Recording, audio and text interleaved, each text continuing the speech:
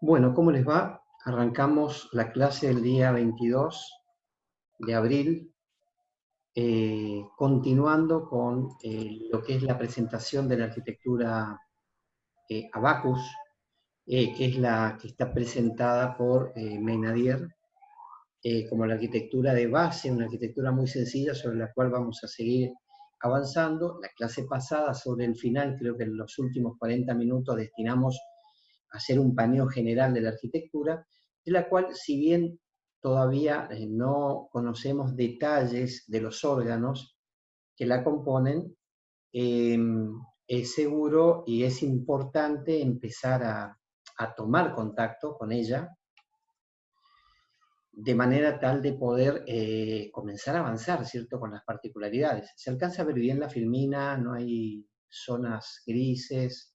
¿Está todo ok? Sí, profesor.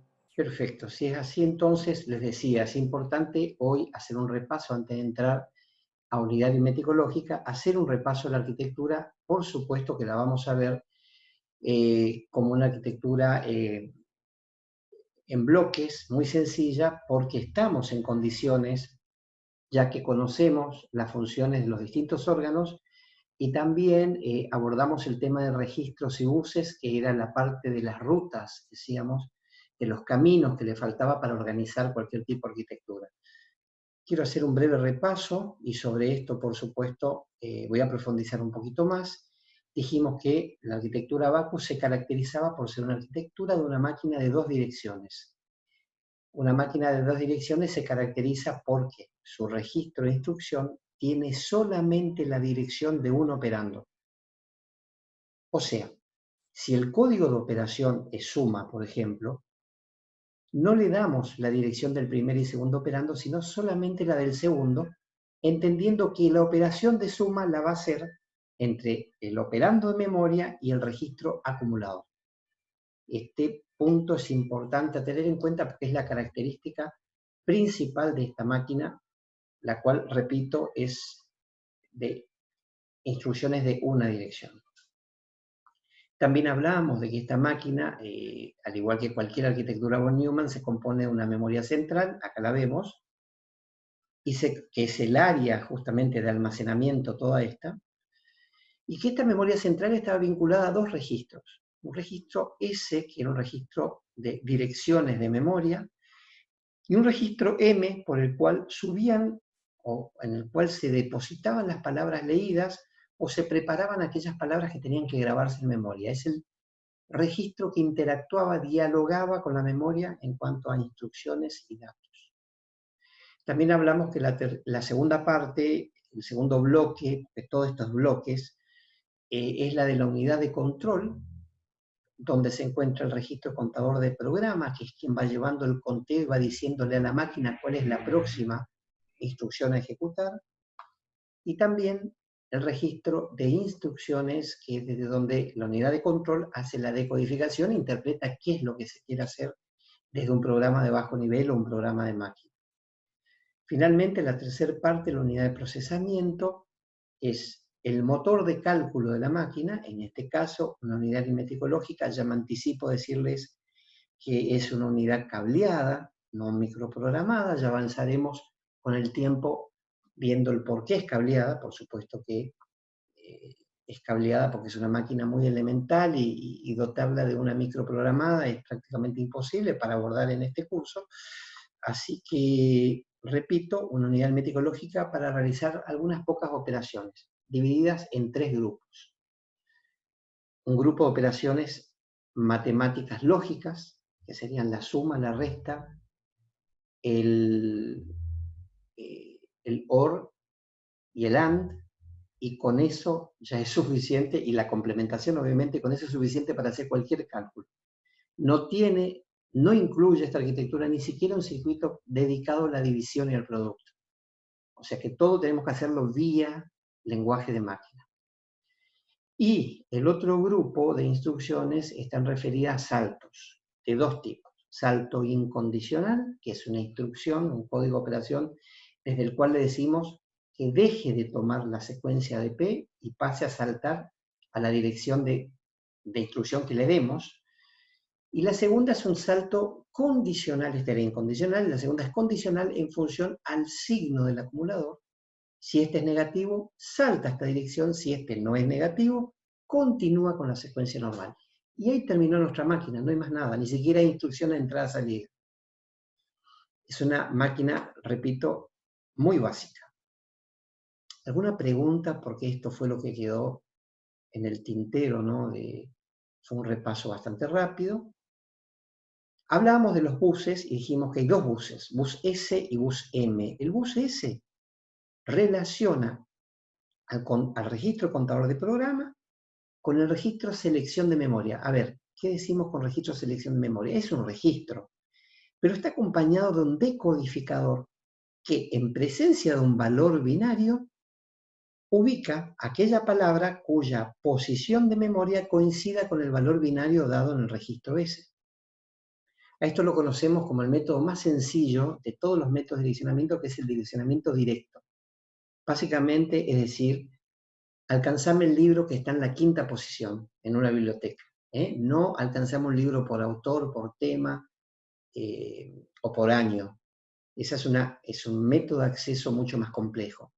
Este método que se plantea es el directo y repito, dado un valor binario que se almacena en S, automáticamente el decodificador de direcciones toma a través de lo que se conoce como un inicio del ciclo de memoria, ya lo vamos a ver, toma participación y elige una de las tantas palabras que tiene la memoria cuya posición coincida con el valor binario. El método más sencillo. A partir de esto se puede hacer una lectura o una grabación. Habíamos dicho también que la lectura que involucraba que el contenido de M pasarlo a la memoria. O sea, perdón, esto es escritura. Adelante, esto es lectura. Lectura es pasar el contenido de una palabra a M para que ésta esté disponible a toda la arquitectura. Y escritura, vamos a llamarla W, que es lo que write, consiste en tomar el valor que está en el registro M y ubicarlo en la zona de memoria en la posición que diga el registro S. Esas son las dos operaciones con las cuales interactúa la memoria a través del bus M. Bus S es de direcciones y bus M es de datos e instrucciones. También habíamos hablado la clase pasada sobre el final, sobre las características, y acá voy a ampliar un poquitito más, de esta arquitectura respecto a la función de sus distintos registros. Contador ordinal es un registro de M, de mamá, cantidad de bits. A ver, quiero hacer una aclaración. Todo lo que van a ver acá, yo lo voy a marcar así, lo voy a marcar así, así, así, así. Todo esto es de tamaño M. ¿Me explico o no? El registro contador ordinal o de programa tiene M bits. S tiene que tener M bits, porque justamente este registro no puede ser ni más grande ni más chico que S. Ni hablar del bus. Supongamos que a M le demos un valor. Si M valiese 8, significa que ¿cuántos biestables va a tener P y cuántos biestables va a tener S? ¿Y cuántos biestables va a tener la zona de dirección? ¿Se imaginan? Si M es igual a 8, son 8 biestables, o sea, permite almacenar un carácter, 8 bits. Por supuesto que el bus S, ¿cuántos hilos va a tener para poder lograr esta interrelación? 8, 16, 32, 64. Va a tener exactamente 8 también, porque todo lo que está en este ámbito es de 8. Distinto el caso del registro M, lo voy a marcar por acá, el bus M y toda la parte de la ALU. Y voy a hacer una intersección. Acá hay una intersección que voy a tener que cambiar de color para que se entienda que es una intersección. Todo esto es de tamaño N. Esto es de tamaño P, el código de operación. Dijimos que esto es de tamaño M. Y todo esto, vuelvo a repetir, también va a ser de tamaño N. Tamaño N. N hilos. N hilos. N hilos. Y esto, por supuesto, de tamaño N. ¿Qué significa entonces? Que N perfectamente podría valer, pongámosle un valor 11. ¿Les parece? 11 bits. 11 bits. ¿Esto qué significa entonces? Que P, ¿cuánto va a valer? Pregunto. Signo de pregunta. El código de operación, ¿cuántos bits va a tener? 3. Exactamente. Porque si N vale 11, sería 11 menos 8, 3. ¿Y 3 qué significa? Que va a ser 2 a la 3. ¿Cuántas posibilidades de códigos de instrucciones va a tener, de operaciones va a tener esta máquina? Solamente 8. Supongamos que la suma, la resta, el OR, el AND, etcétera, etcétera, pero no más de 8 es la capacidad de codificar operaciones para esta máquina, y por supuesto que es una decisión de diseño a la hora de diseñar un computador, ¿sí? Obviamente, hoy en día toda la industria se mueve a través de estándares, nadie va a salir a fabricar un computador con un registro de instrucción de mayor o menor capacidad, pero dejemos la mente abierta a que pueda ocurrir esto, porque no nos olvidemos de algo, hoy en día perfectamente podemos diseñar una arquitectura y trazar una capa en el medio que permita virtualizarla. A ver, me detengo un poquitito porque quiero también que este concepto no quede en el aire. ¿Qué quiero decir con esto? Digo lo siguiente. Digo que la arquitectura puede estar en una capa física. Esta sería la capa física de la arquitectura.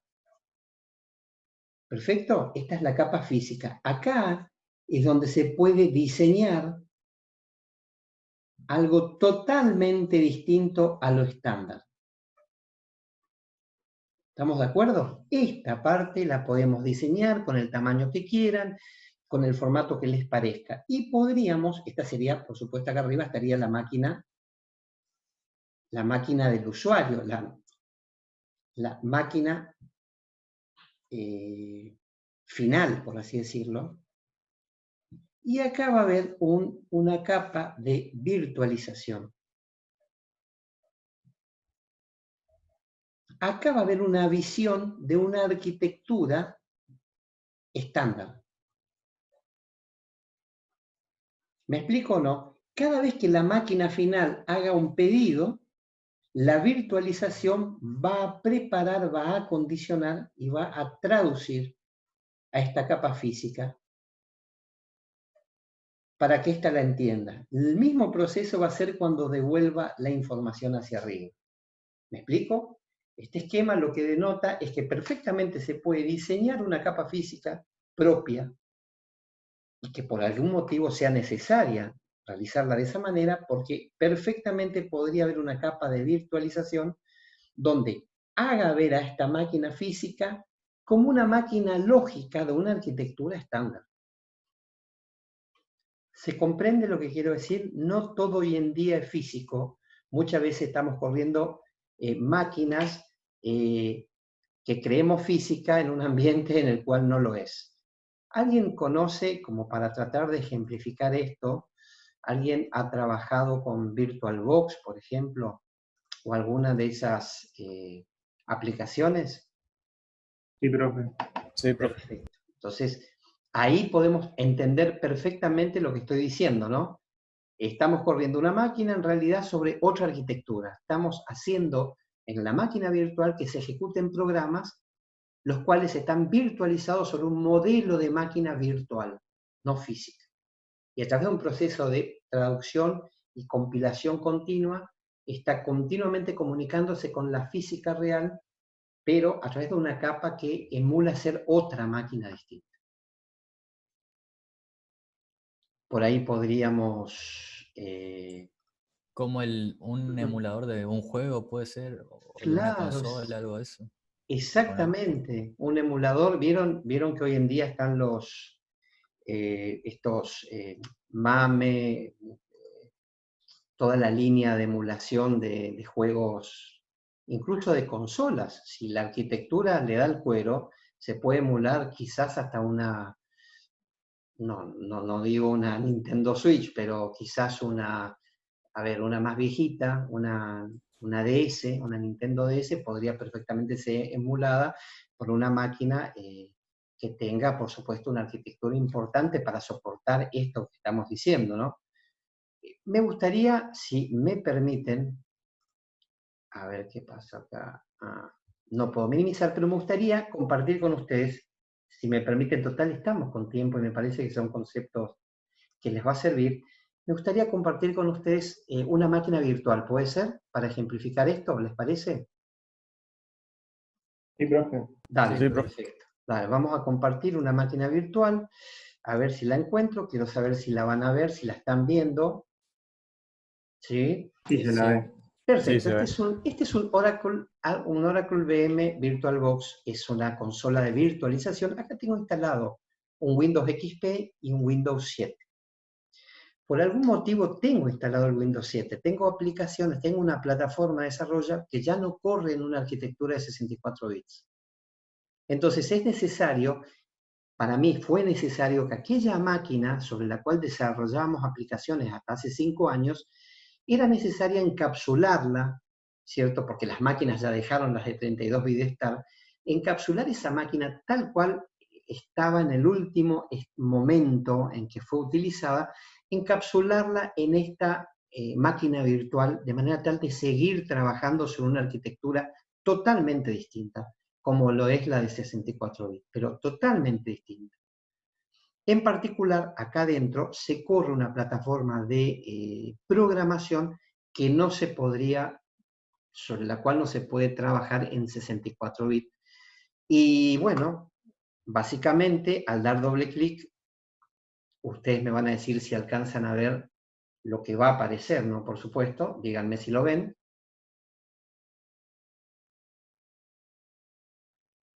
¿Se alcanza a ver?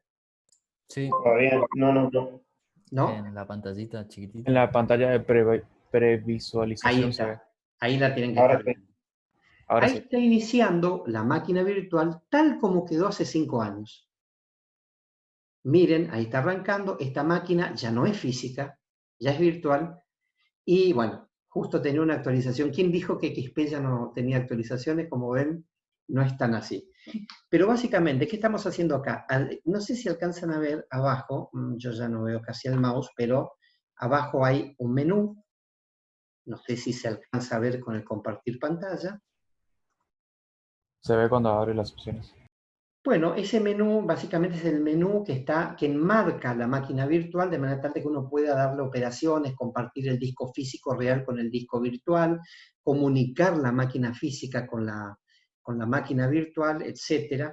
Y de esta manera entonces estamos en una máquina que no es más física, o sea, es una visión lógica de aquella máquina física corriendo sobre una máquina física real que da soporte a este proceso de virtualización.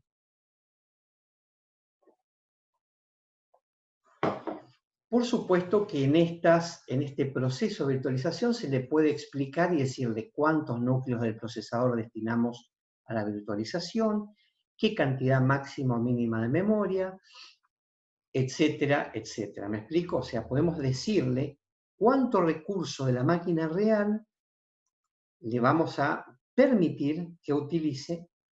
No sé si se alcanza a ver la ventana de configuración que acabo de abrir.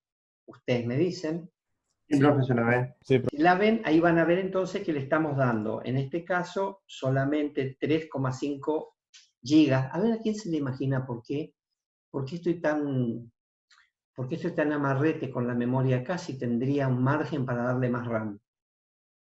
¿Qué se les Para que te ocurre? lo simule esa interfaz también, ¿o no? No, no, yo le podría dar Porque, más memoria. porque su Creo que compu porque real sigue funcionando. No, la arquitectura de 32 bits solamente soporta eso. exactamente. En 32 bits hasta ahí llega y después ya no puede adicionar más memoria. Acá Federico Matusevich está comentando algo que me parece muy interesante. Dice, de igual forma se trabaja en grandes data centers donde se puede utilizar hipervisor como VMware o el Hyper-V de Microsoft. No lo recomiendo, la verdad que es bastante complicado el Hyper-V. Me inclino, Federico, voy por el VMware. Y las máquinas físicas tenemos el mismo tiempo N máquinas virtuales, una buena, la verdad que muy buen aporte está haciendo Federico. Y acá Jorge Wingeger dice sí, no sé a qué se refiere, supongo que Jorge está diciendo que sí a lo que dice Federico. Quiero contarles algo, en Lotería, donde yo tengo justamente trabajo, tengo un data center que diseñé justamente con esto. Tengo lo que acaba de decir Federico Matusevich, que es a través de hipervisores, todas las máquinas físicas de la explotación de casinos de toda la provincia que se detuvo hace 4 años. A ver, para que se entienda, hace 4 años terminó la concesión de la provincia de los operadores antiguos y se llevaban todos sus servidores. ¿Me explico? O sea, ¿qué estaban por hacer? Estaban por retirarse y llevarse todos los servidores, se llevaban a su casa. Por supuesto que desde Lotería no podemos permitir eso, porque tenemos que quedarnos con la última visión, ¿cierto? La última visión, digamos, de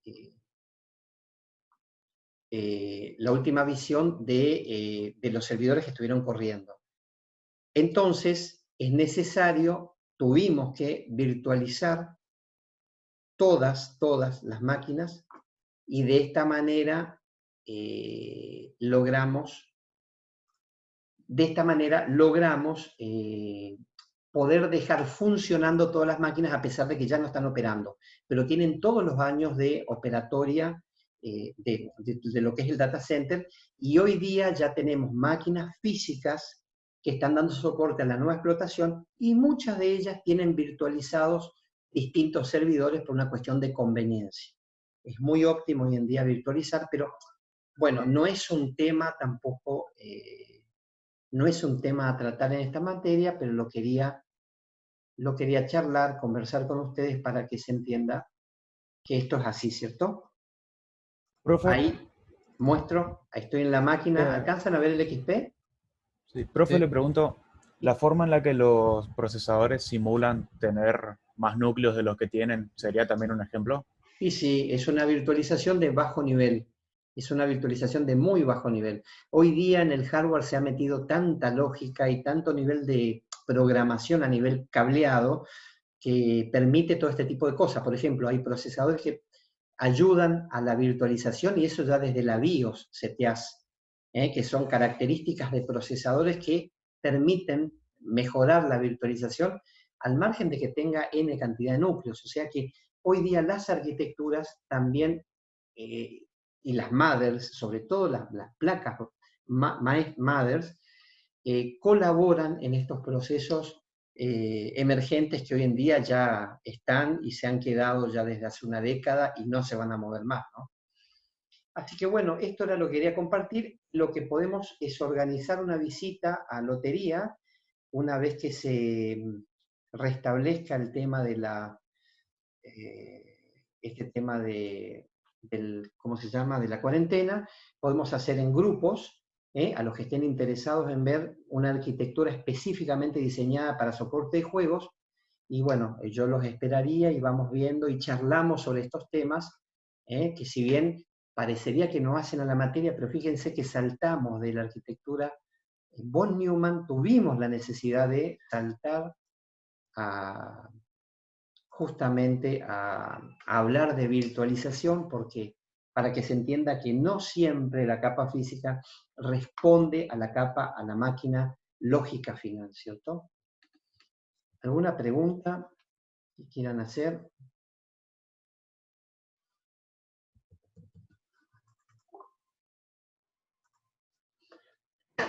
Bueno, perfecto. Seguimos entonces con las filminas, exactamente donde habíamos quedado, pero bueno, se me cerró, vamos a abrirla de vuelta. Ya estamos. Se cierran estas filminas cuando hay otro proceso, se cierran. A ver, vamos a ver. Quedamos acá. Bien, quedamos entonces en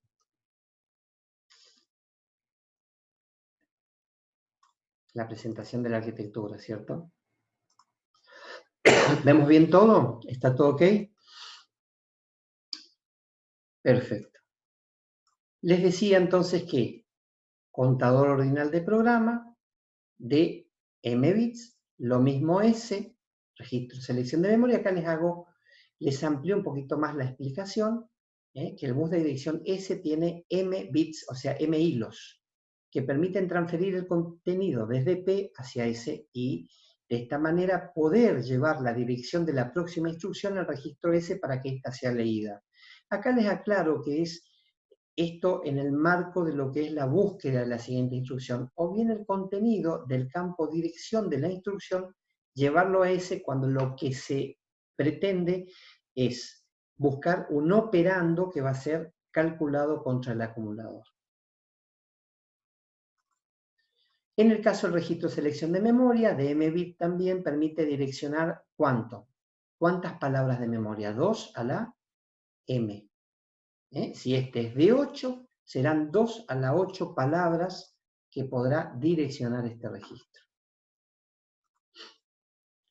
La memoria, la cual vamos a estudiar dentro de menos de un mes, compuesta, dijimos recién, por 2 a la m registros de longitud n biestables, compone cada palabra de memoria. Miren, imagínense un chocolatín donde ustedes pueden dividirlo. Los clásicos son los que se dividen en 8 partes, ¿puede ser? Esos chocolatines aireados que son de 8 barritas, cada barrita es un registro palabra de memoria. Y cada mordisco sobre una barrita se están comiendo un flip-flop. Cada vez que van comiendo sobre una barrita se van morfando un flip-flop de esta manera, una analogía poco atípica para entender cómo está organizada la memoria en cuanto a la cantidad, en cuanto a la distribución de los puntos de memoria que son los flip-flops. En el caso de registro palabra-memoria, acá yo quiero dejar aclarado algo y voy a tener que dibujar. Este es el órgano. Este es el órgano. Órgano.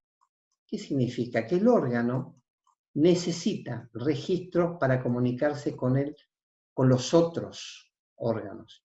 AM lo necesita para llevar y traer operandos o llevar, mejor dicho, instrucciones. En realidad, primero lleva una instrucción y la instrucción va y busca el operando.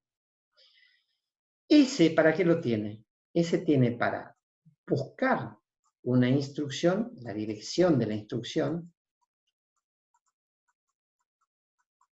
o para buscar la dirección de quién? Del operando. ¿Me explico?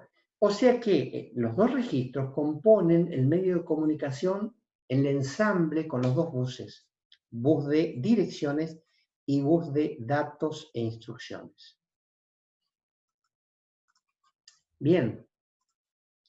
Avanzando. Perdón, una aclaración más que les estoy poniendo, amplié un poquito más la filmina respecto a la clase anterior. Que este registro M de intercambio, o registro de palabra, es de n bits.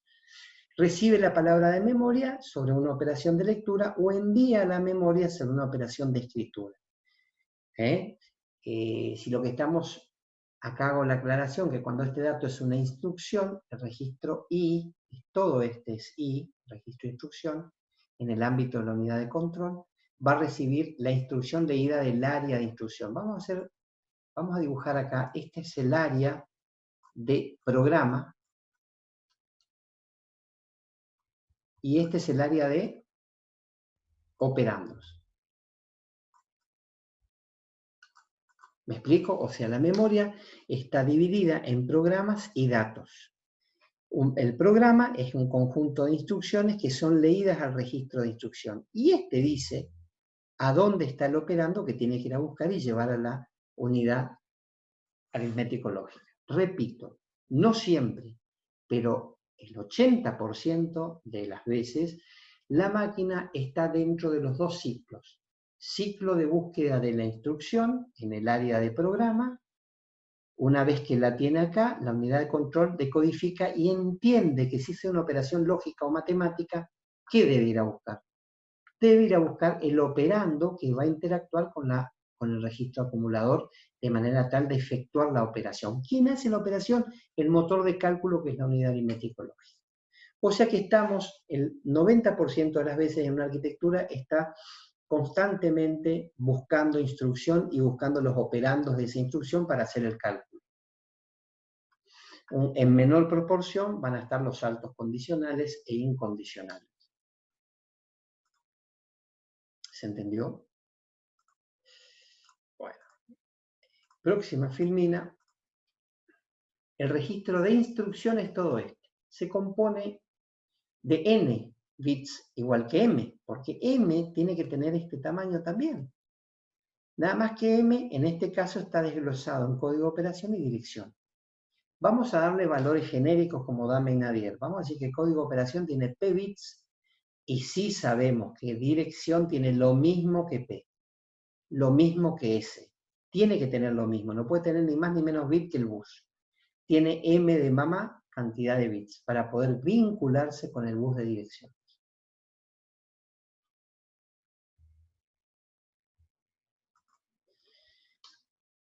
Por último, el registro acumulador es el registro que compone el medio de comunicación y cálculo de la unidad aritmético-lógica.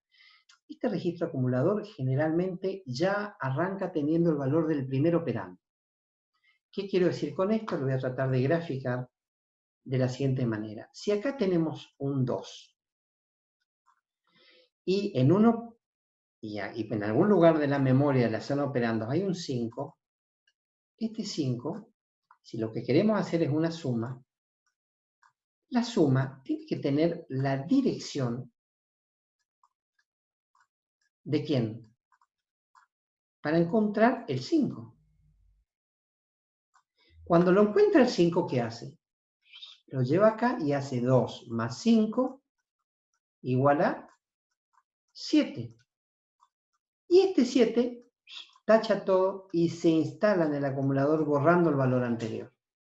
El acumulador queda con el último resultado perdiendo el valor anterior, que en este caso era el valor 2, el del primer operando.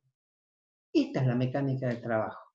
Repito, dada una instrucción de suma con la dirección del operando, este es leído, llevado a la ALU y efectuada la operación de suma. Acá tiene que tener varios filamentos para suma, resta, producto, división, más, menos, or, and, etc. De manera tal de que suma actúe sobre este circuito y cuando actúa sobre este circuito efectúa la suma entre el contenido de M, que leyó el operando, y el contenido del acumulador, y queda en el acumulador tal como les puse acá. ¿Se alcanza a ver acá? Ahí les dice el ejemplo del código de operación si fuese suma. Acá está bien explicado entonces, acumulador de n bit opera contra el contenido de M y el resultado se sobreescribe en el acumulador. De esta manera, la suma efectúa en la operación de suma efectúa el contenido de M más contenido de AC, va a AC. O sea que AC, podríamos decir que este AC es prima anterior y este es el AC final. Hay una pregunta aparentemente en el chat, a ver de qué se trata. Cuando estoy en modo compartir no me permite, pero vamos a salir de ahí.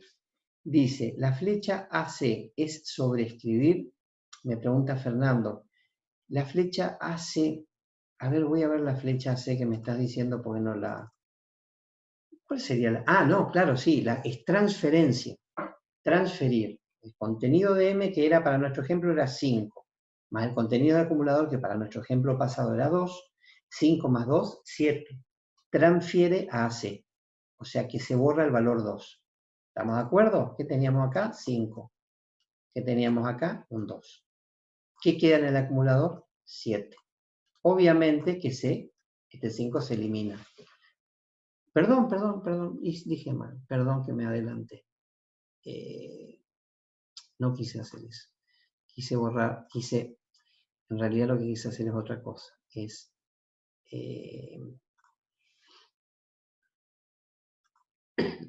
Lo que quise hacer es tachar el acumulador, el valor del acumulador. Ahí está, acá queda 7. O sea que las máquinas de una dirección que tienen solamente la dirección de uno operando, no del otro, el que falta, tiene que estar precargado en el acumulador para poder hacer el cálculo. ¿Se entiende? Ahora, una máquina de 2 direcciones tendría la dirección del primero y del segundo, pero no podemos evitar de que la máquina vaya y busque y pierda tantos ciclos de memoria como tenerlo ya en el acumulador. O sea que pongamos la cantidad de direccionamientos necesarios, siempre la memoria se ocupa, puede leer o escribir por ciclo, no simultáneamente. En realidad sí puede. Puede si se utiliza alguna técnica de acceso a memoria, como el DMA, o acceso por muelles, donde se puede lograr una cierta simultaneidad en algunas lecturas o escrituras. Pero no siempre se puede hacer esto porque depende de la dirección y del banco de memoria. Muy bien. Seguimos y hicimos el ejemplo, ¿se acuerdan de cómo sumarlo? Vamos a ver un poquitito mejor que lo que acabo de hacer. El contenido de la próxima dirección de la instrucción tiene que haberse incrementado para saber cuál es la próxima. Si acá decía 8, hay que pasar a 9 para buscar la siguiente. En este caso, es esta la instrucción y hay que efectuar la suma, hay que efectuar la lectura para que esta dirección pase al registro M y sensibilice todo el bus M.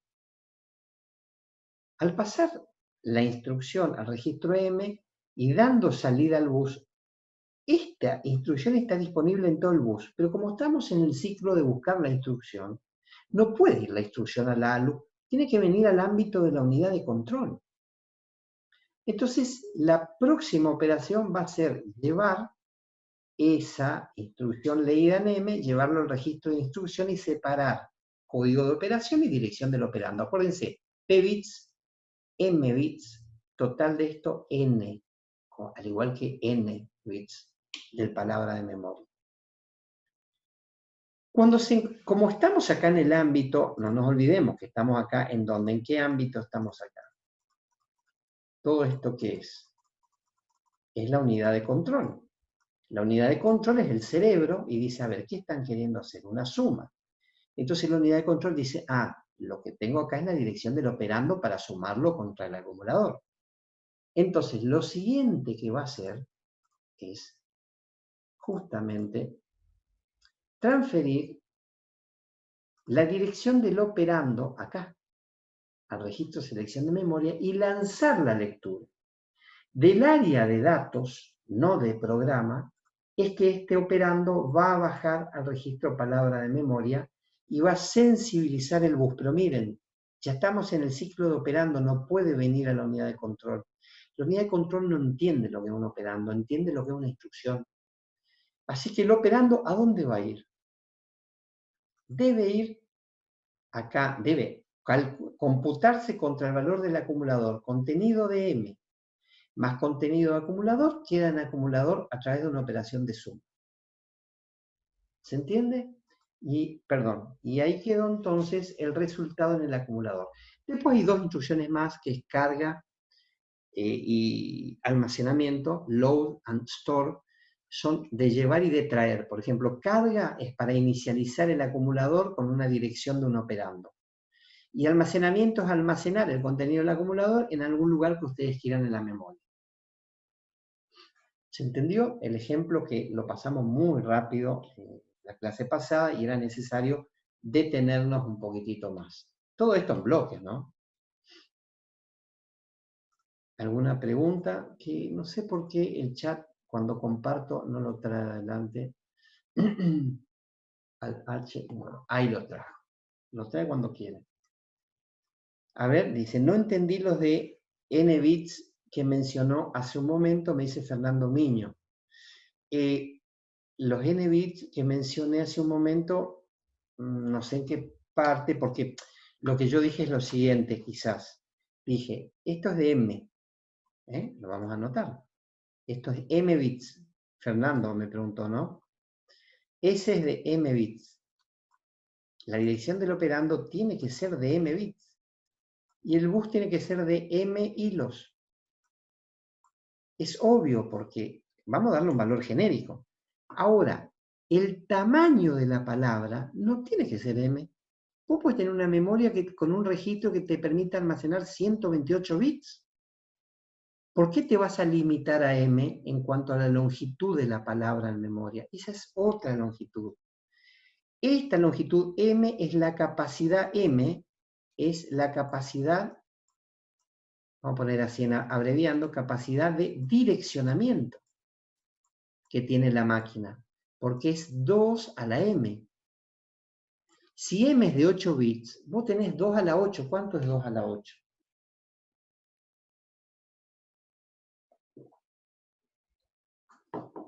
Bueno, calculen 2 a la 8 y esa es la cantidad. 256. Bien, entonces vos tenés 256 palabras. Pero otra cosa es qué tamaño tiene tu palabra, que eso es N de nene. Lo vamos a llamar a N, a la longitud que hay acá, desde acá hasta acá. Eso es N. ¿Me explico o no? Vos podés si M vale 8, vos podés direccionar 256 palabras. Pero tus palabras pueden ser de 128 bits. Unas palabras con mucha capacidad. ¿Me explico o no?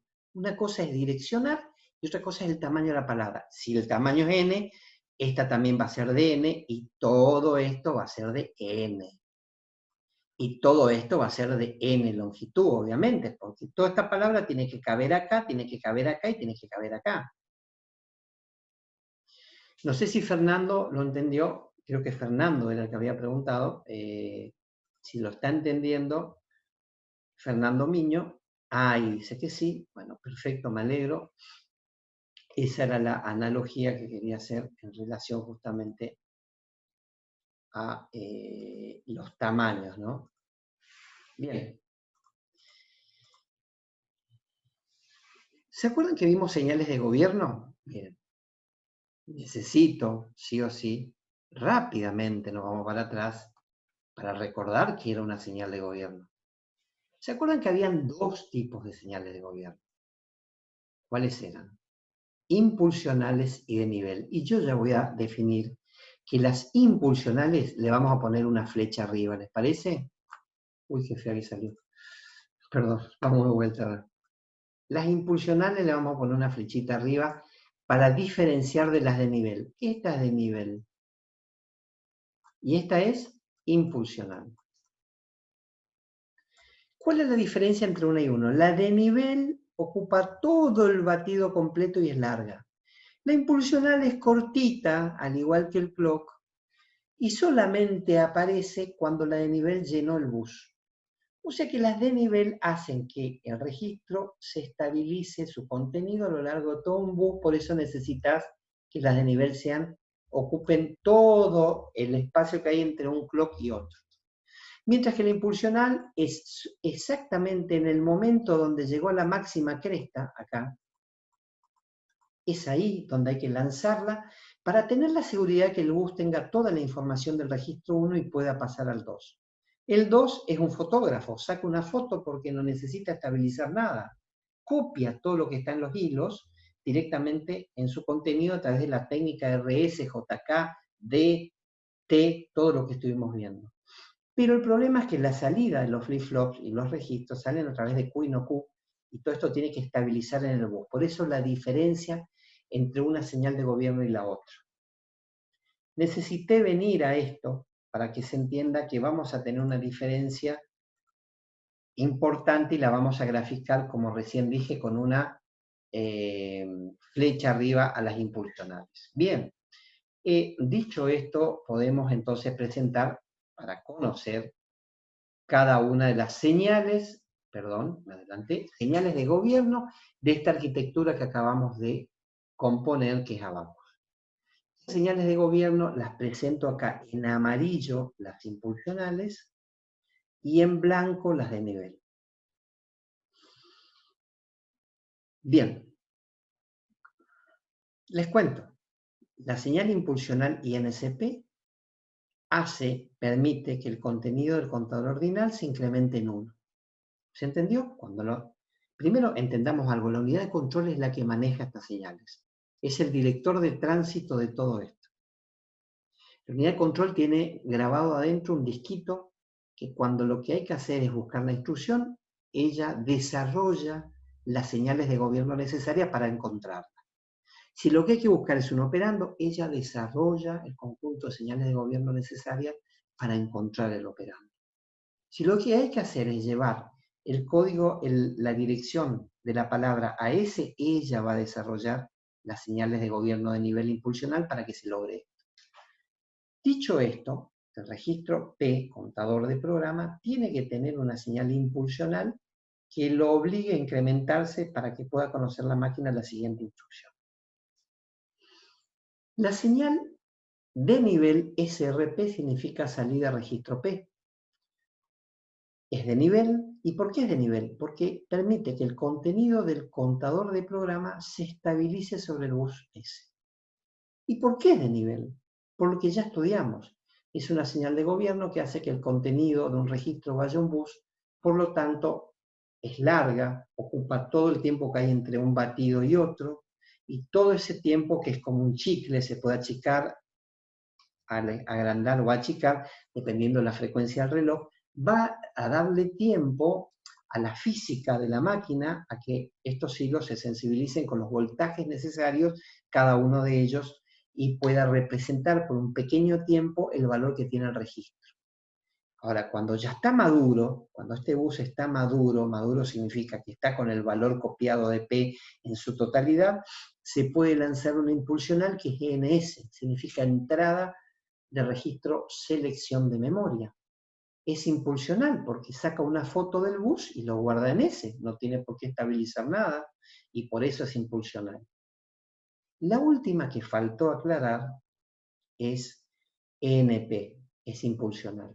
Miren, ENP es una de las que a mí más me gusta, impulsional, en esta arquitectura, porque uno cuando la ve no entiende ni por qué está ahí, pero tiene una importancia terrible de que exista, porque permite copiar el valor del bus y llevarlo a P. Y uno se pregunta, ¿por qué motivo uno quisiera llevar una dirección del bus, llevarlo a P de vuelta? Si P es el contador de programa y es el padre nuestro de todo esto quien va llevando la próxima instrucción. ¿Por qué motivo existe esta señal impulsional de gobierno que vincula el bus con el registro contador de programa?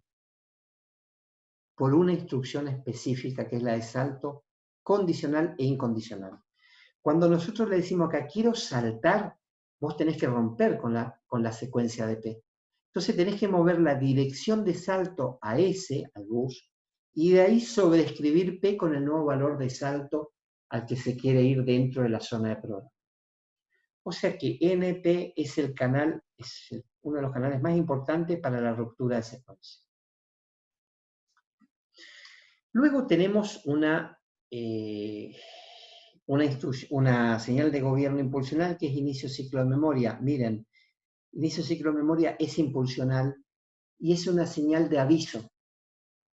ICM es una señal de aviso que activa el decodificador de direcciones. ICM activa el decodificador de direcciones y marca lo que es el inicio de un ciclo de memoria, que es el momento más preciado que tiene una arquitectura, es cuando un órgano cualquiera, competente, requiere ir a leer o a escribir a una zona de memoria, que es la problemática más grande que tiene toda arquitectura, leer o escribir en la memoria. Cuando vayamos avanzando van a entender el por qué les digo. Es la situación de más anaeróbica en una competencia de running. ICM está marcando el momento en que esta máquina va a tener que desarrollar todos sus recursos y toda su ingeniería para encontrar la palabra, escribirla o leerla, que no es poco y que tiene que ser en el orden de los nanosegundos, o sea que tiene que estar garantizado un sinfín de cuestiones físicas y eléctricas, y por eso existe, es la razón de ser de ICM, es el inicio, es el ahora a sus marcas, listo ya, de una lectura o una escritura que son señales de nivel. Y ustedes se preguntarán, si se entendió ICM, ¿por qué lectura y escritura son de nivel? Si es solamente decirle, che, leo o escribí, podrían ser impulsionales. La lectura y la escritura es un proceso que puede requerir más de un ciclo de memoria. Y debe tomarse un tiempo acá dentro de la memoria de estabilizar la palabra que se pretende, sobre la cual se pretende tomar posesión y efectuar la lectura o escritura. Entonces, lectura y escritura son dos señales que necesariamente tienen que ser de nivel, porque tienen que dar tiempo a este entramado de buses internos que vincula las palabras de memoria, porque la memoria, como les dije, es un chocolatín de registros, y ese chocolatín de registros podemos verlo como un entramado de un bus enrejado que vincula todas las palabras. Entonces es necesario que se estabilicen las señales de gobierno para que esta palabra sea leída o escrita al registro, a la memoria misma. Hay una señal de gobierno que es PACM, que significa puesta a cero registro palabra memoria, es impulsional, y ya la vimos, entre las funciones de registro es puesta a cero registro, ¿se acuerdan? Bueno, esta está acá por una cuestión tecnológica. Si este registro requiere el acerado rápido, es necesario mandar esto. Y esto puede llegar a suceder cuando los registros están basados en tecnologías de capacitores. ¿Y qué quiero decir con esto? Los capacitores tienen un tiempo de descarga mucho más lenta que lo que sería pedirle directamente ponete en cero. ¿Me explico? Entonces, por ahí el PACM es necesario para marcar esa diferencia. ENM copia el bus en el registro de palabra en memoria para guardar seguramente un resultado en la memoria, que viene del acumulador. Cuando el acumulador tiene que guardarse, va a M, activamos NM y se guarda en la memoria a través de una escritura. Contrariamente, SRM salida al registro M, esta es la entrada al registro M, salida al registro M, lo que hace es a través de una lectura, la palabra leída la mueve a M y la estabiliza sobre el bus. M puede tener una instrucción o un operando. Si lo que leyó es una instrucción es porque está en el ciclo de instrucción. Si lo que leyó es un operando, porque ya hubo una instrucción que requiere de un operando. Y estamos en la fase de búsqueda del operando para luego hacer el cálculo dado por el código de operación.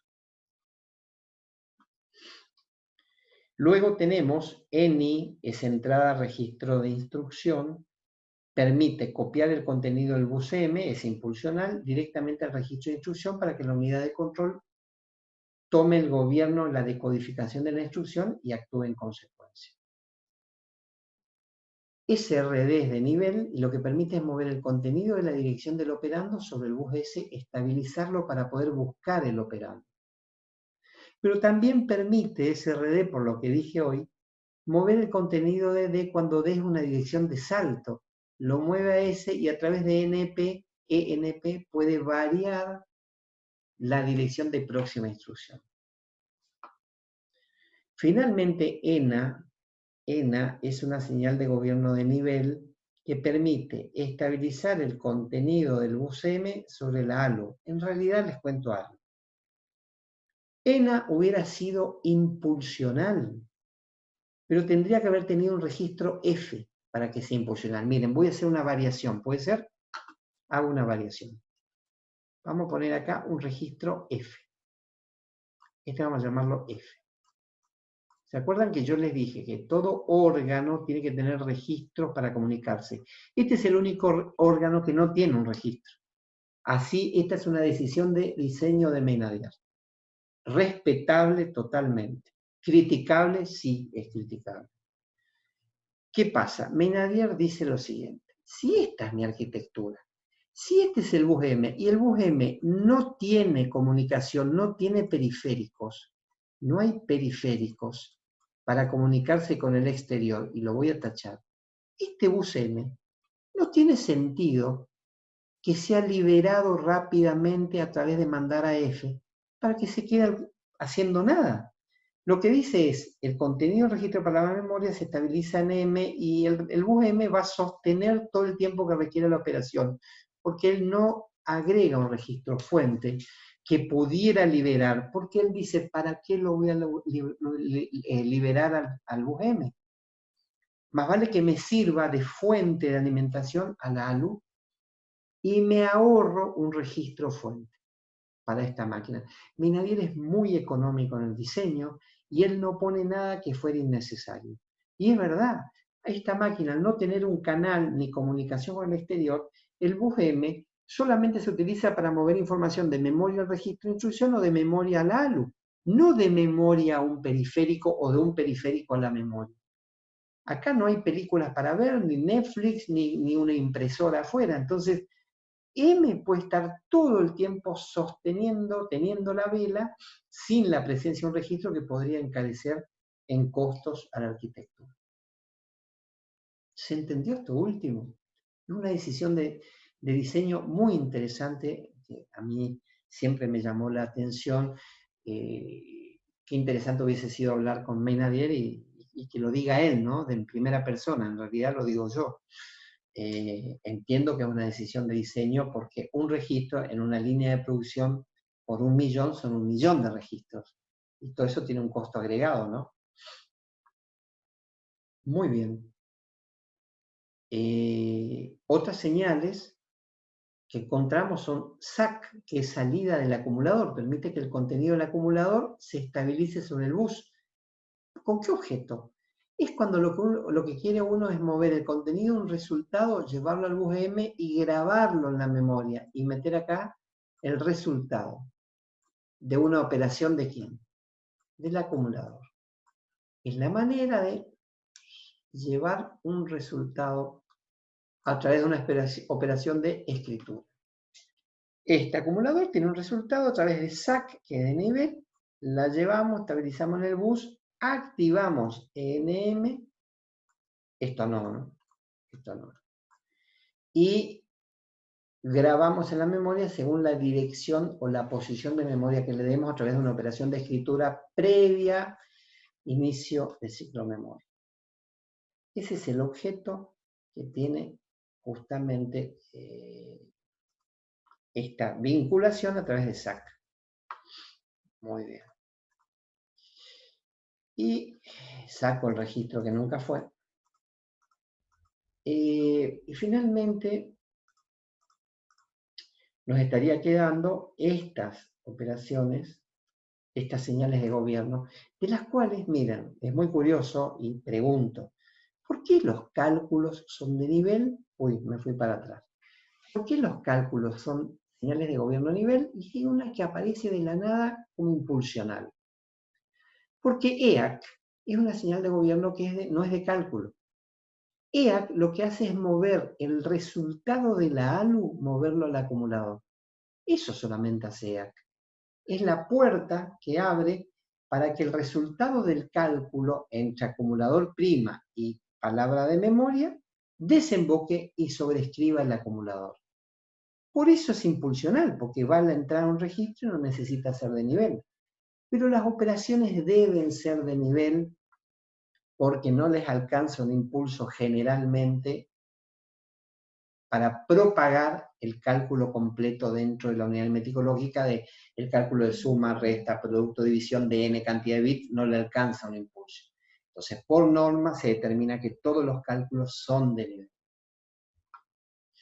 Y ahí explicamos, creo que no quedó ninguna, bueno, sus es resta, car es cargar el acumulador con una dirección de memoria, sum es suma, el etcétera XOR, AND, que son operaciones de producto, AND, OR y SOR, que son producta, y suma lógica,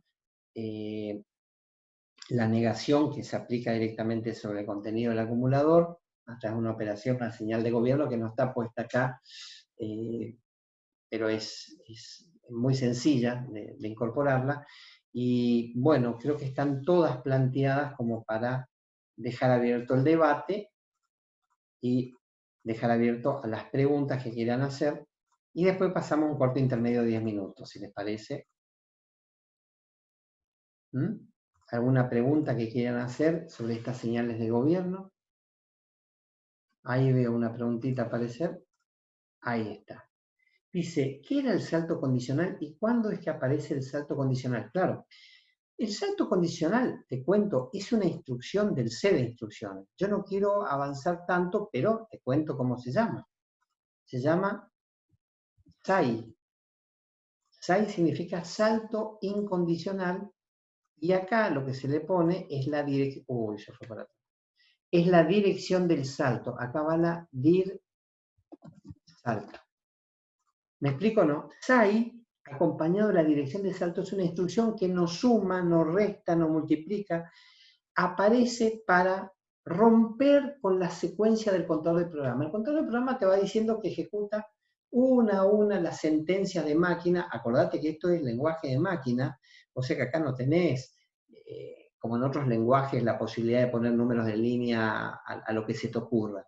Acá es física la ubicación, y en tal sentido las direcciones de P son posiciones físicas consecutivas. Cuando vos decís, quiero saltar dependiendo del signo del acumulador, ese es el único condicional que tenés para saltar. Entonces vos decís, ¿va a saltar a esta dirección el SAI? ¿Va a saltar sí, solo sí el signo negativo? Si no, anula, aborta la operación. O sea, SAI funciona si signo del acumulador es negativo, altera el contenido de P con la dirección de salto y te vas a otro lugar. Es un salto, un go-to condicional. Es como una pregunta, si expensas mayor que 356, pasa que vos no podés meter esas preguntas con complejidad lógica, solamente podés hacer un cálculo que, para que te dé 300, la condicional a la que querés llegar, te genere un valor negativo. De esa manera vos sabés que no cumplís con la condición porque dio negativo y la máquina va a efectuar el salto. En este punto no pretendo que lo domines, sino que brevemente entiendas solamente que hay una instrucción de salto basado en el signo del acumulador. ¿Se comprende? ¿Por qué el LEC y ESC son de nivel? Por lo que te decía que acá adentro hay una matriz de cables, acá tenés una maraña de cables. Y esa maraña de cables lo podés ver como buses enrejados. Si tenés buses, por más que esto sea una maraña de cables que no se parece a un bus lineal, sino que es un bus matricial, ya tenés la necesidad que la lectura y la escritura necesite estabilizar sobre una fila completa de toda esa maraña de cables, y eso requiere señales que sostengan en el tiempo como las de nivel. ¿Se entiende o no? Muy bien. A ver, otra pregunta. Dice, ¿las señales de nivel solo estabilizan? Claro, es lo que vimos la clase pasada, y hicimos los gráficos, hicimos la cresta de la señal, exactamente hacen eso, estabilizan todo el contenido de un registro sobre el bus, le da el tiempo necesario para que los hilos se carguen con los voltajes necesarios. ¿Cuáles son las características de las señales de gobierno más importantes? Eso, que pueden ser impulsionales o de nivel. Pasa, no quiero volver a la clase de atrás, yo te diría remitirte al video del miércoles pasado, ahí tenés una explicación detallada de cómo interactúan, y lo que me estás preguntando está contestado ahí, porque requeriría de una buena parte del curso de este dictado para repetir lo que ya se dio. Repito, las características más importantes las vas a encontrar en la clase del miércoles pasado en el video de YouTube. Bueno, estas son las señales de gobierno, las aprendimos, las vimos. A modo de ejemplo, les podría mostrar esto nada más. Primero tendría que borrar un segundo, que me olvidé de borrar esto. Ahora sí, mostrar esto solamente. Miren, si yo quiero buscar la instrucción, ¿dónde está el número de instrucción? Está en P. Tengo que bajar el contenido y estabilizarlo en el bus, o sea que esta es de nivel. Miren, A ver si me da bolilla la filmina. Hasta ahora ni mu me dijo. Ahí va. La unidad de control tiene que lanzar una de nivel y el contenido de la dirección de la instrucción se va a estabilizar sobre el bus. Cuando ésta se estabilice, lanza ENS impulsional y manda la dirección al registro S. Ahí terminó. Lo próximo para poder leer la instrucción ya significa iniciar el ciclo de memoria, impulsional, la lectura, la puesta a cero de la palabra de memoria previa a la lectura, y ahí lanza la lectura, con lo cual completa que el contenido del contenido de S vaya a M, o sea que la instrucción de dirección P termine leída en el registro M. Se entendió, quise hacer este ejemplo a modo que vean cómo la unidad de gobierno tiene que secuenciar las señales de gobierno, justamente de control, para que pueda moverse la información de un órgano a otro. En este caso estamos buscando la próxima instrucción. El contenido de P la tiene, es una configuración binaria. Para que pueda bajar y estabilizarse en el bus S, la unidad de control va a lanzar una salida de registro P, que es una señal de gobierno de nivel, suficientemente larga para que a lo largo de todo este tendido de ropa se pueda estabilizar los valores lógicos. Una vez que ya estén, se dispara una impulsional para que se grabe en S. En S, cuando ya está la dirección donde se encuentra la instrucción, se inicia el ciclo de memoria, se pone a cero palabra de memoria, y se lanza la de lectura, que es de nivel, por lo que estuvimos hablando hace unos instantes.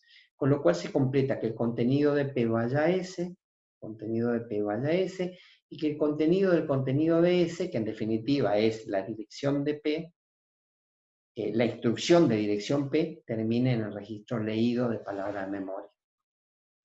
¿Se entendió el ejemplo? Bueno, hacemos una pausita, ¿les parece de 10 minutos, 5 minutos para preparar algo y ya seguimos? Puse en pausa la grabación y pongo en pausa, perdón, la grabación, y seguimos en 5 minutos. Bueno, vamos a continuar entonces, habiendo visto ya la presentación de la arquitectura Abaqus, de esta arquitectura típica von Neumann. Vamos a continuar ya con la unidad aritmético-lógica, que es el primer órgano sobre el cual vamos a trabajar y conocer las distintas características en lo general y las distintas funciones en lo particular, porque vamos a tratar de componer, de detallar esta máquina que va llevando Meinadier en su libro. Entonces, unidad aritmético-lógica es el tema que vamos a empezar hoy y continuar el miércoles que viene. La UAL, a ver, acá hay tiro definiciones, ¿cierto? Es la encargada de ejecutar todo tipo de instrucción de cálculo. Dice, para cumplir hay que disponer de operadores o de unidades que permitan, a través de sus funciones, realizar estas operaciones aritméticas o lógicas. Yo voy a ampliar un poquitito más el concepto. Diría que la unidad aritmético-lógica es un órgano de la arquitectura compuesto de muchísimo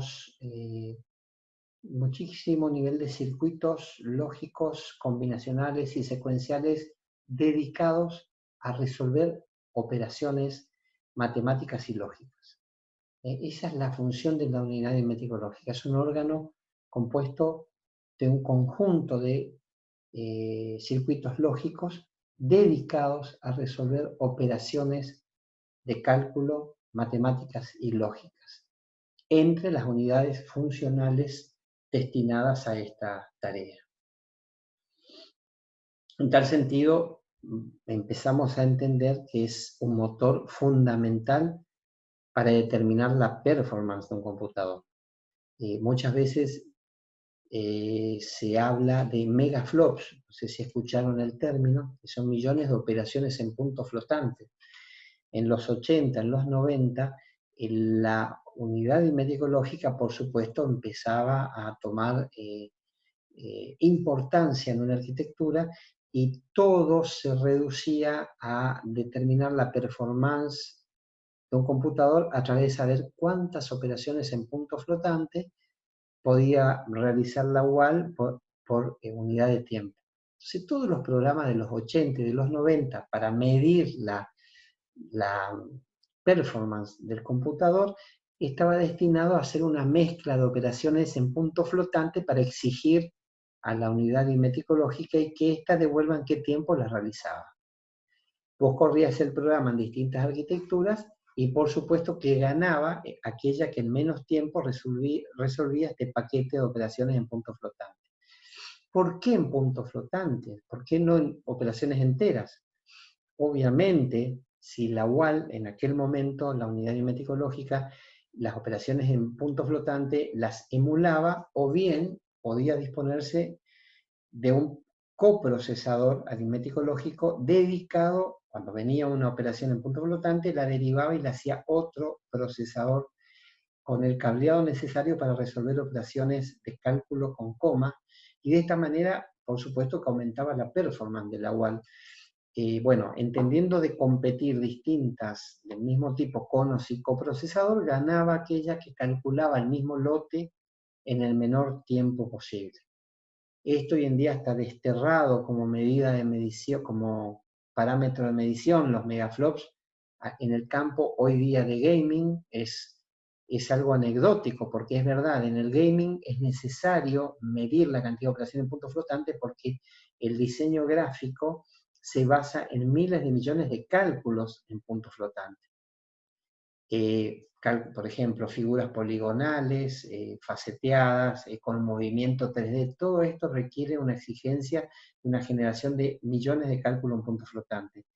Pero es un error hoy en día pensar de que este valor puede definir la performance de una arquitectura completa. Hoy día en el campo gaming también los GPU son un factor a tener en cuenta, que son la cantidad de operaciones gráficas por unidad de tiempo, y esto lo da la performance, la da la placa de video dedicada, y en este sentido empiecen a entender de que tiene que ser un programa de testeo que mida punto flotante, GPU, velocidad de los canales, transferencia de los buses de comunicación entre la placa de video y el procesador, y entonces ese número se compone de varios niveles de test de esos distintos órganos. Ya no se puede alcanzar a pensar de que con el solamente punto flotante o con cálculos benchmark hechos sobre la UAL es suficiente. Acá me dice, se usa mucho en proyectos de computación distribuida también, claro, como el Folding Home, sí, es verdad. Sí, así es, Federico, es así exactamente. Sí. Computación distribuida es un campo complicado porque la distribución del procesamiento requiere de muchísima lógica y algoritmos para lograr la optimización justamente de esta técnica, ¿no? Y poder lograr aumentar la simultaneidad de procesos a través de lo que se conoce segmentación de procesadores o pipeline de operaciones de distintos procesadores, pero es un tema que ya no es para este curso. Acá también me habla del cracking de claves WPA2, ¿sí? Se busca a veces procesarlo con placas de video, claro, que a veces tienen más megaflops que la CPU, muy cierto, es verdad, en el campo minería, justamente ahora, creo que en estos días se está por cumplir un hito de cantidad de bloques en minería. Alvin, ¿no? Exactamente, Alvin, y entonces ahí se aprovecha, es verdad, no solamente el procesamiento de la UAL, sino también todo aquel órgano que tenga su propio procesador y pueda destinarlo a esta tarea de minería, que tal como hablamos la primera clase o la segunda de introducción, hoy por hoy, y en esto vamos a ser crudos y honestos, la computación, la arquitectura de computadores tal como la conocemos, llegó al límite atómico. No podemos achicar más. Sí podríamos quizás aumentar las capacidades de almacenamiento en medios electrónicos, pero procesamiento no podemos meter un semiconductor más chiquitito que lo que se logró hasta el día de hoy.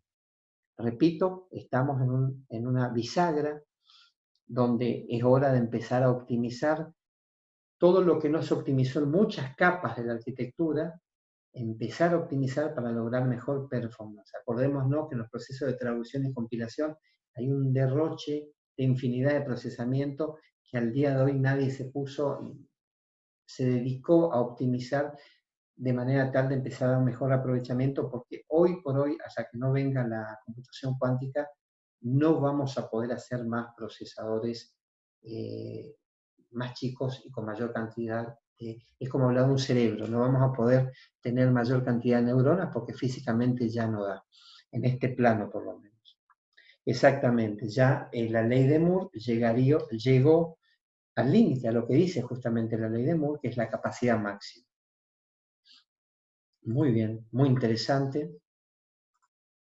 Tendríamos que hacer los sábados, para los que quieran, un grupo y nos juntamos una hora y hacemos debate, presentamos cosas, si les gusta, podemos hacerlo. Bueno, clasificación de los operadores aritméticos. En realidad no definí lo que es un operador aritmético. Un operador aritmético es un circuito lógico encargado de realizar un cálculo entre dos registros. Y acá lo podemos ver, a esta clasificación que da Maynadier, después vamos a ver otras. Esta clasificación es según su régimen de operación y según su carácter. A ver, operación significa según su régimen de operación. Pueden ser cálculos en serie o en paralelo. ¿Se entiende? O sea, hablamos de cálculos en serie cuando, por ejemplo, a ver si lo podemos ver acá como un ejemplo, cálculo en serie podría ser, por ejemplo, un sumador, un circuito sumador, en el cual ingresen las señales, los valores lógicos en sus entradas A y B, van ingresando por cada batido de tiempo y va saliendo el resultado de la suma, pero va retroalimentando el acarreo. R es el acarreo. De manera tal de que va saliendo la suma, se tiene el valor, perdón, esto no va acá, acá, el acarreo sale por otro lado, esto no va. Decía que la suma va saliendo por acá, el acarreo también sale por acá, pero el acarreo de la etapa próxima vuelve a alimentar y a ingresar al circuito sumador. O sea que para resolver esta suma de 5 bits requerirían 5 titas de tiempo, ya que el cálculo es de tipo serial. Este es un cálculo serial donde, repito, el flujo de información que ingresa tiene que ser procesado uno a uno. Por ejemplo, esto va a estar en el instante tita 0, esto va a ingresar en tita 1, esto ingresará en tita 2 y así sucesivamente a futuro. Se van produciendo las sumas de cada una de las parejas de bits con el correspondiente acarreo que puede haber surgido de la etapa anterior y se lo hace sí, batido a batido. Este es un típico cálculo serial respondiendo un poco a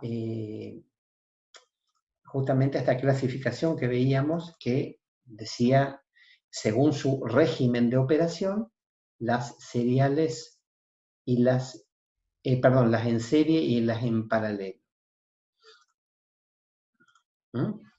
Las en serie acabamos de ver. En paralelo, para la clase que viene, vamos a ver un sumador paralelo que en un solo batido, con una señal impulsional, puede realizar el cálculo, la suma completa, pero por supuesto, también requiere muchísimos elementos de memoria para lograr este cometido.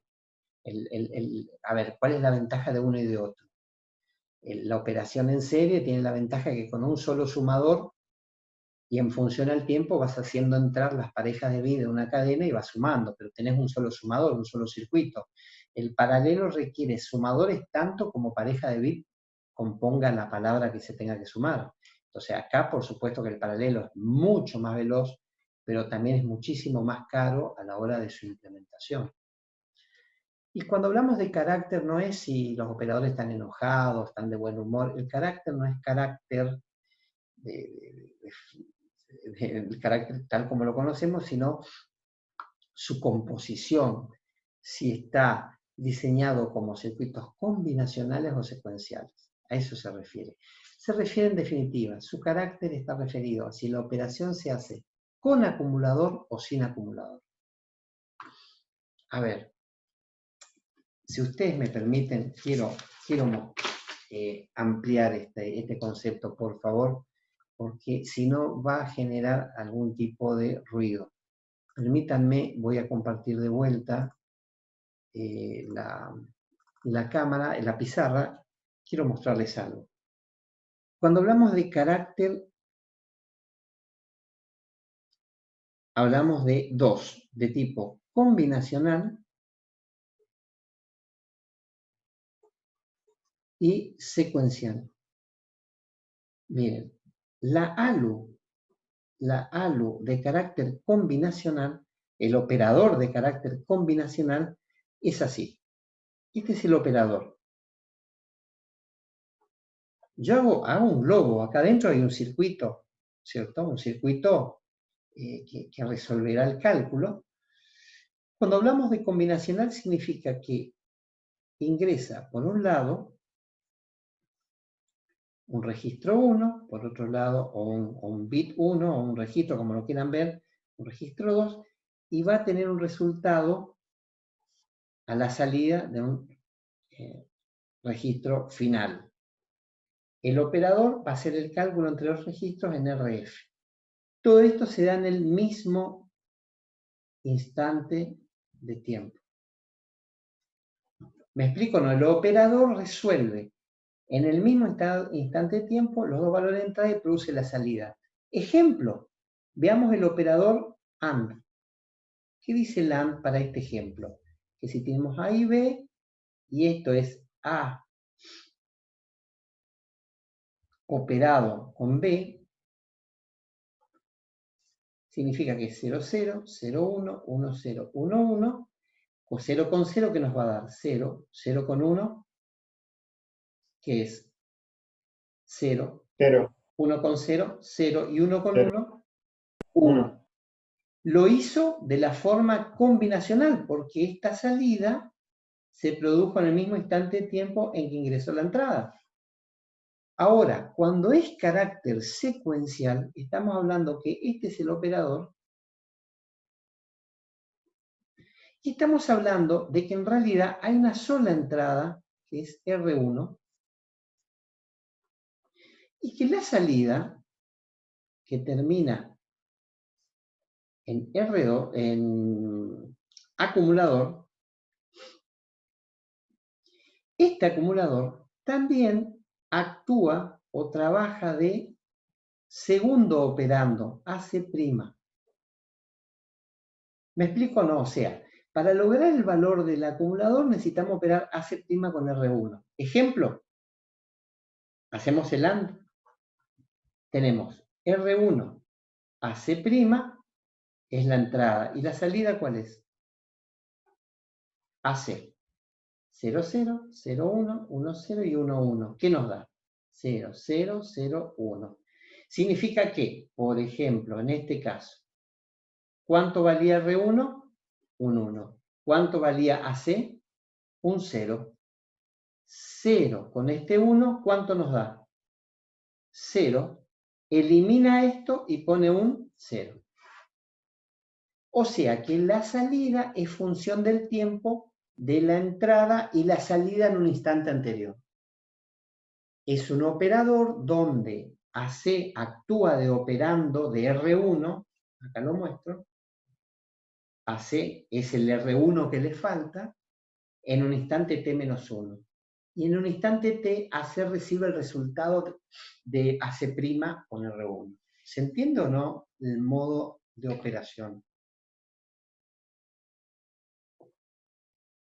Bueno, lo quise mostrar porque es un carácter totalmente distinto respecto a poder entender esta clasificación. Todo operador aritmético tiene que tener como mínimo, un conjunto de indicadores que puedan informar a la arquitectura del éxito o no de algún tipo de operación, incluso también de anomalías o circunstancias particulares. Por ejemplo, la última operación realizada es un indicador que permite informar, el operador informa a la arquitectura si fue realizada o no la última operación. Esto es necesario para que la arquitectura sepa cuándo se encuentra disponible nuevamente el operador.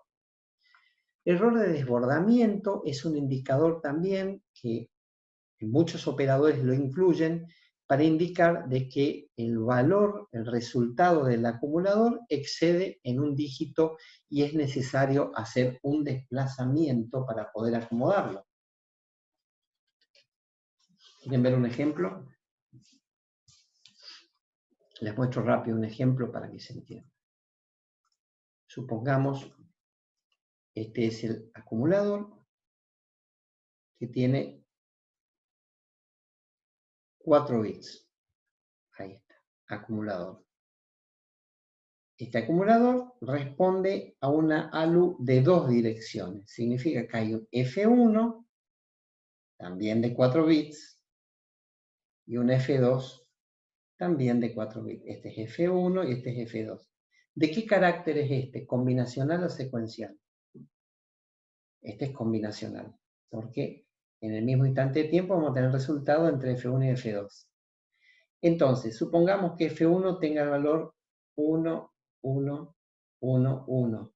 Y F2, vamos a los valores extremos, 1, 1, 1, 1. Si sumamos, ¿qué nos da? Y la operación es suma, ¿no? ¿Qué nos da esta suma? 1 más 1, 1, 0, llevo 1. Esto es 1, llevo 1. 1, llevo 1, 1, 1. Resulta que el resultado va a quedar 0, 1, 1, 1. ¿Y este? ¿Qué pasó? Hubo un desbordamiento. Es necesario hacer un desplazamiento, ¿a dónde? A derecha, de manera tal de que este 1 ingrese acá, este se corra acá, este se corra acá, este se corra acá. Y este 0, si quieren, lo pueden guardar o pueden eliminar. Depende, porque si este 0 es precisión y no la necesitan, no es necesario. Si este 0 no es precisión, sí sería necesario, pero lo que no podemos perder es este valor, digamos, en nuestro sistema posicional, perder este de mayor peso es mortal en relación a este. Si estamos perdiendo este, quizás en vez de decir 3,141688, estamos diciendo 3,1416. Ahora, si perdemos esto, estamos diciendo, en vez de decir 3,1416, estamos diciendo 0,1416. Entonces es grave el asunto. ¿Se entendió? Muy bien.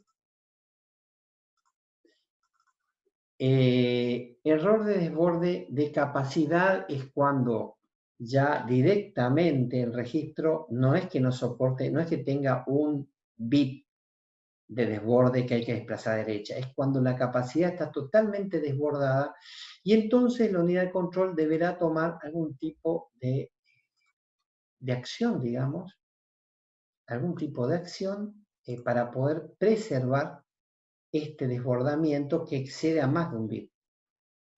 Bueno, el bit que indica si hubo división por 0 es fundamental. La ALU entraría en error si intenta dividir algo por 0.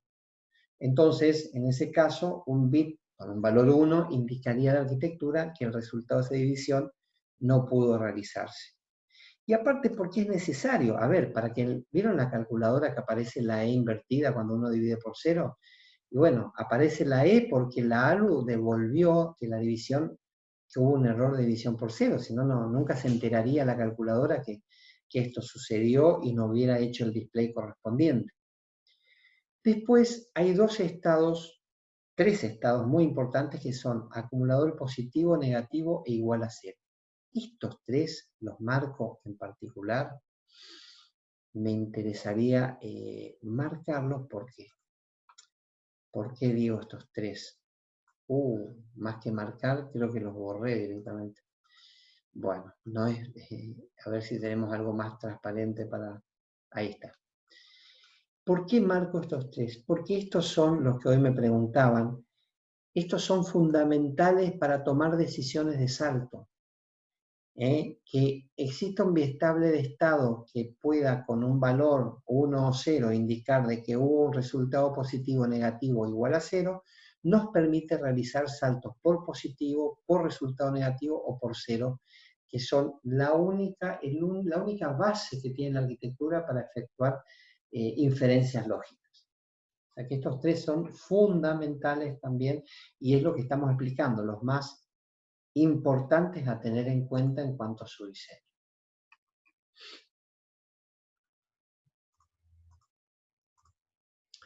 Acá estoy mostrando básicamente lo que escribí en papel, que la de operadores puramente combinacionales contemplan un operador del tipo Boxer, donde las dos entradas son dos registros, el valor 1 y el valor 2, supongamos, qué sé yo, podríamos poner un 8 y un 5.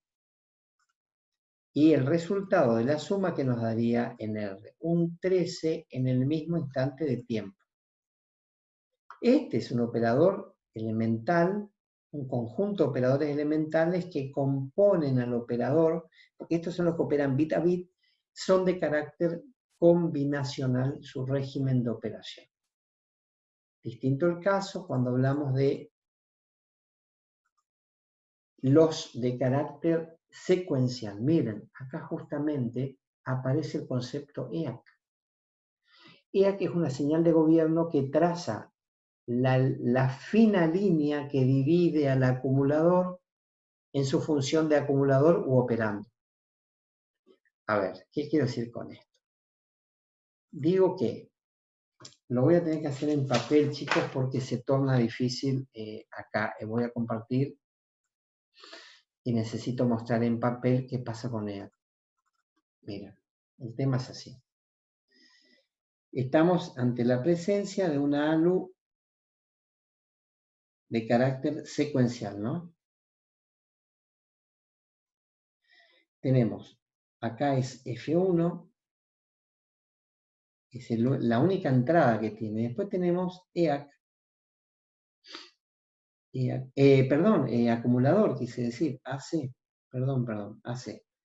Acá tenemos la señal de gobierno EAC, que quiero contarles que es impulsional. Y AC también alimenta acá. Y acá es AC'. Bueno, si EAC es igual a falso, ¿qué implica? ¿Qué implica? Que F1 y AC' son operadores o operandos. Si EAC impulsional es igual a verdadero, ¿qué significa? Que la operación entre ¿quién? Entre F1 y AC' va a desembocar en AC. O sea, ¿qué estamos diciendo acá? Que mientras EAC sea falso, la ALU está calculando el valor de AC' contra F. AC' no es ni más ni menos que el acumulador en un instante anterior. Por eso se habla de carácter secuencial. Y que una vez realizada la activación de EAC, ya no le interesa más, tiene que estar seguro que hizo la operación, acá está la operación, que cuando EAC es verdadero, hace que salga la información sobre el acumulador y la reescriba. Siempre digo yo que EAC, como ejemplo significativo, digamos, cómico, EAC es como Dr. Jekyll and Mr. Hyde, no sé si leyeron el libro. O sea, era un científico que muy educado, que cuando tomaba un brebaje que había inventado se convertía en un tipo primitivo. Y eso es EAC. EAC en realidad marca dos momentos muy distintos en la operación. Cuando EAC es falso, el operador está calculando sobre el valor del acumulador en el instante anterior y F1.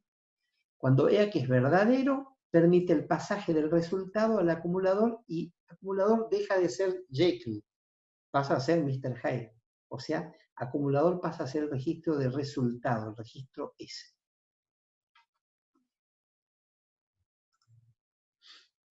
Muy bien, quería explicarlo porque se torna difícil explicarlo, por supuesto, sobre la FINMIMA. Como ejemplo, acá tenemos una cadena de operadores elementales que realiza una operación en paralelo. Todos los valores del acumulador están vinculados, entran al operador elemental. ¿Ven? Acá están los valores del acumulador, los valores del... Yo le puse B, pero se entiende que es F, ¿no? Bueno, que entonces ingresan, se calculan. ¿Y cuándo van a pasar al acumulador los resultados? Cuando, una vez calculados, y el valor de EAC sea verdadero, ahí entonces se sensibiliza la salida y el resultado queda impreso en el acumulador, perdiéndose el valor anterior. ¿Se comprende? Repito rápidamente, por si no quedó claro, el carácter secuencial permite entonces que el operador se alimente del registro fuente y del valor del acumulador entendiendo que EAC es falso. Cuando es falso, permite entonces el ingreso del acumulador y del registro fuente para el cálculo de la operación. Cuando se calculó, es ahí que la unidad de control va a lanzar entonces un EAC impulsional que va a permitir que el resultado del cálculo entre AC' y B impacte directamente sobre AC. ¿Quedó claro? Muy bien. Y ya para irnos,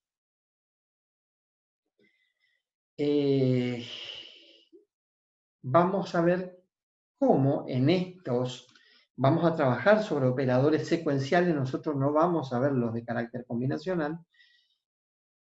Vamos a ver cómo las operaciones lógicas para esta ALU con acumulador, cómo se resuelven cuando no tenemos el segundo registro fuente. Miren, solamente tenemos F1, falta F2. Entonces, ¿cómo se resuelve la operación AR, AND, OR y SOR entre la AC' y F?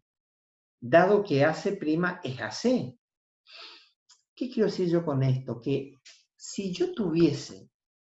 Miren, voy a tener que pasar un momentito más de vuelta a la pantalla.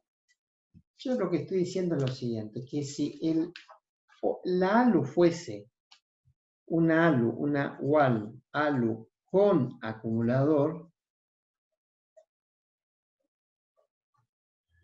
perdón, sin acumulador, voy de vuelta, es la hora, ¿eh? ALU de carácter combinacional.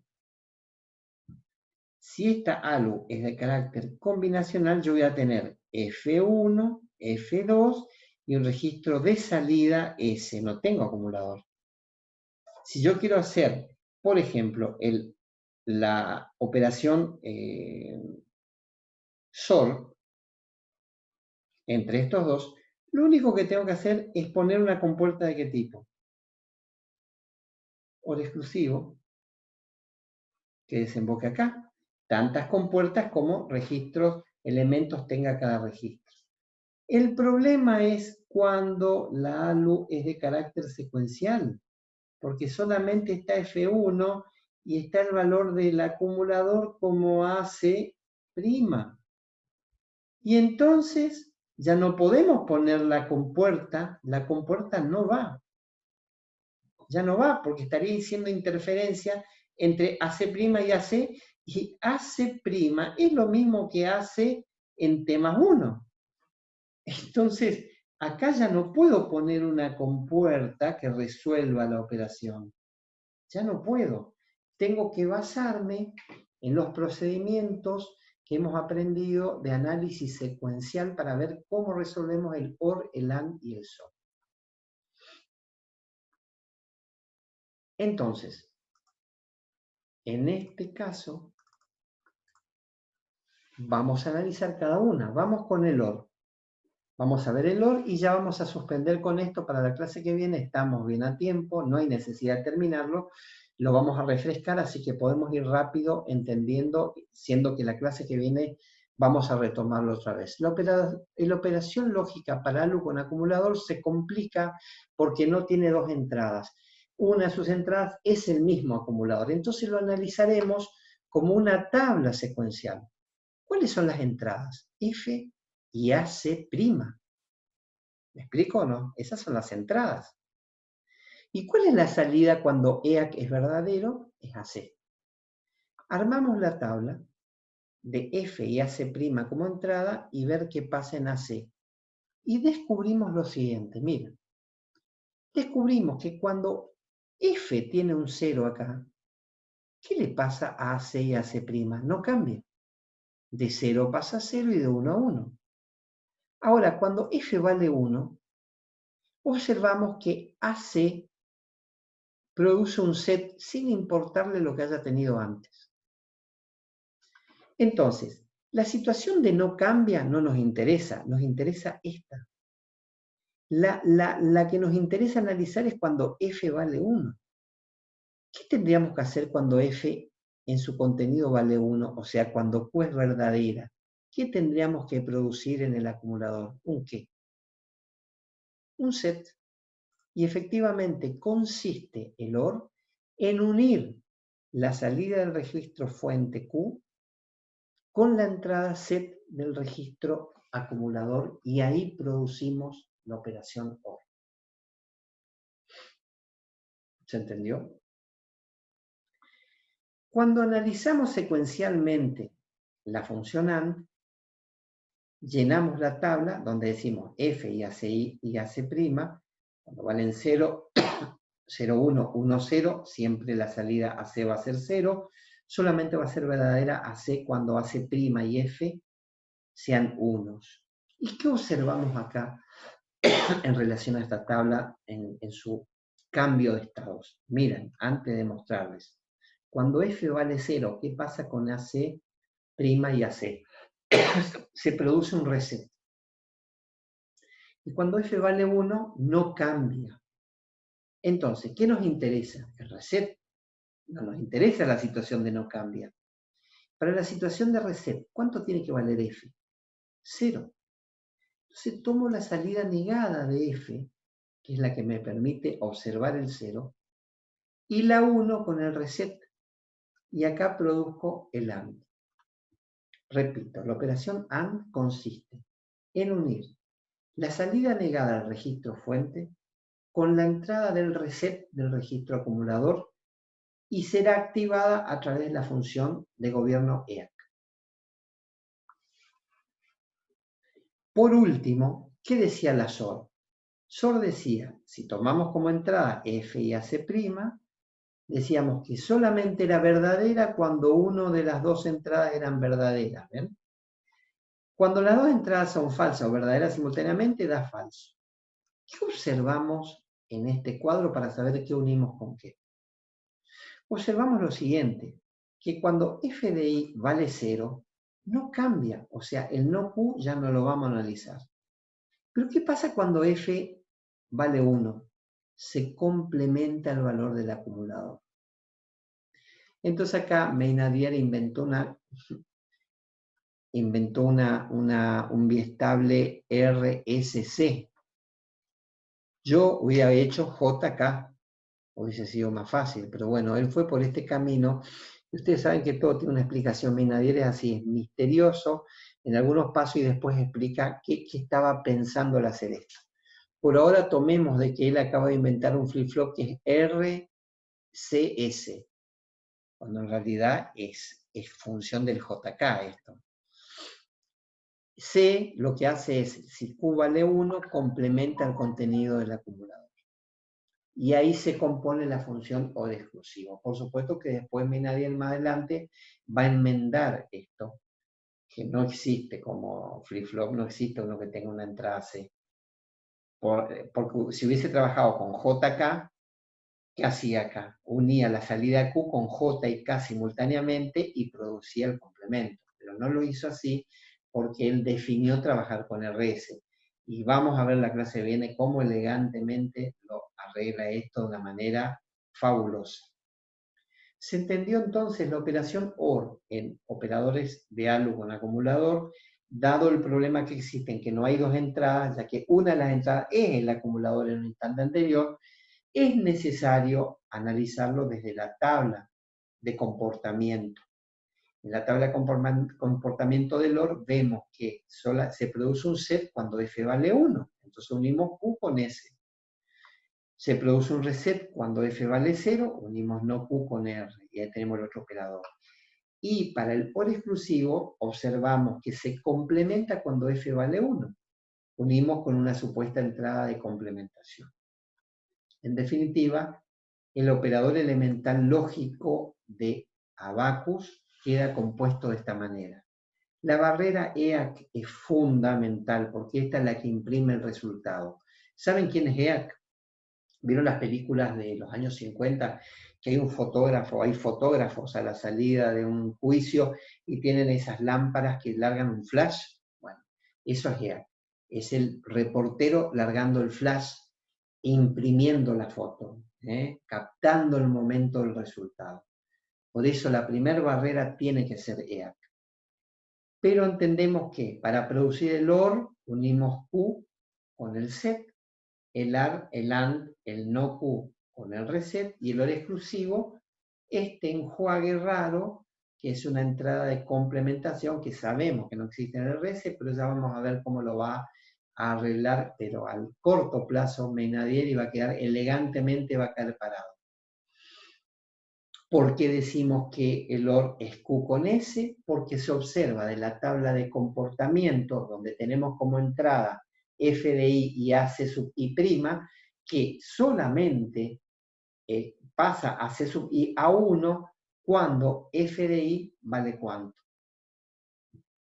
Si no nos acordamos, lo vemos acá, solamente cuando F de I vale 1.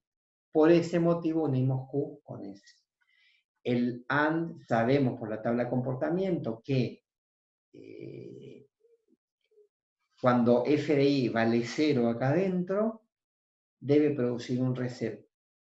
Y el OR exclusivo debe complementar cuando F de I vale 1. Y ahí queda compuesto, repito, es un operador.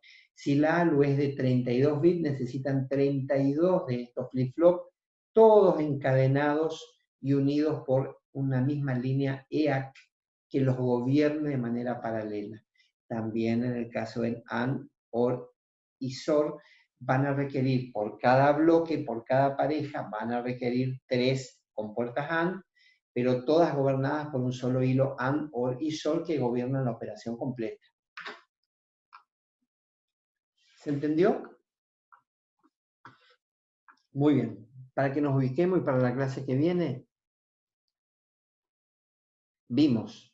terminamos de refrescar conceptos de la arquitectura von Neumann y entramos ya de lleno a la unidad aritmético-lógica. Hablamos de los pros, los contras, características hoy día, en el pasado, coprocesadores, mediciones, y vimos que están compuestas de operadores que pueden ser de carácter combinacional y secuencial. Nosotros vamos a trabajar con EAC, que son los de carácter secuencial, entendiendo que es una mecánica más sencilla, basada en concepto secuencial que permite ahorrar elementos, componentes.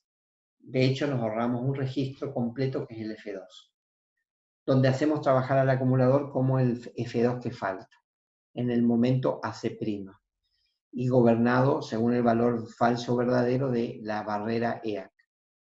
Finalmente presentamos el primer operador OR AND SOR, con las tablas de comportamiento que nos permiten deducir que el OR surge de no Q con S, que el AND surge del, perdón, el OR del Q con S, el AND del no Q con R, y que el OR X, algo raro en esta compuerta RS, una nueva entrada de complementación que si hubiese sido JK hubiese sido muy fácil, pero así lo plantea Meinadier y vamos a encontrar la clave y el secreto por qué lo hizo ya la clase que viene.